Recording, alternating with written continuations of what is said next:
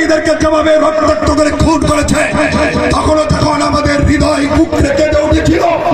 আমাদের এই মেধাবী ছাত্রগুলোকে যেভাবে হত্যা করেছিল পুলিশ ভাইরা, তখন আমাদের হৃদয়গুলো কুকড়ে কেঁদে উঠেছিল।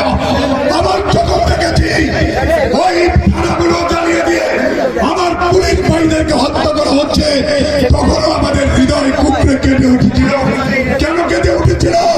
ওই পুলিশ ভাইরাও তো আমাদের কোনো ভাইয়ের সন্তান, ওই সন্তানগুলো তো কোনো আমাদের ভাইদের মায়েদের কোনো মেধাবী সন্তান। ভাই আমরা তো একই দেশের মানুষ।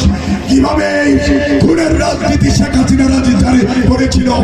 শেখ হাসিনা বাংলাদেশকে দুইটা ভাগে বিভক্ত